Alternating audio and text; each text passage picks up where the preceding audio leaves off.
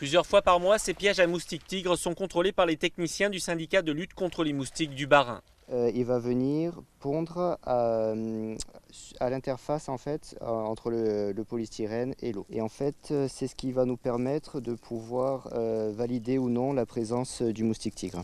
Une présence qui se confirme d'année en année. En 5 ans, le moustique tigre s'est implanté durablement dans l'agglomération strasbourgeoise. Et son territoire ne cesse de s'étendre, comme ici, chez un particulier où plusieurs larves sont identifiées. Dans le cadre de nos interventions dans les jardins, c'est premièrement une sensibilisation. On veut faire prendre conscience aux jardiniers que le moustique tigre se développe dans leur jardin.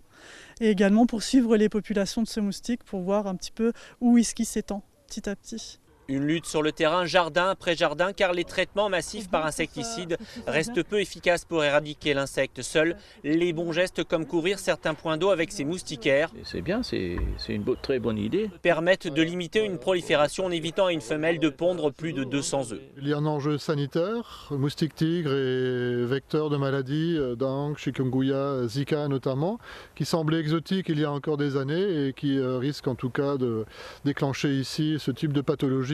Et donc c'est vraiment une action sanitaire que nous menons, c'est une priorité. Une priorité car le moustique tigre est un insecte urbain avec une grosse capacité de nuisance, celle de piquer surtout pendant la journée.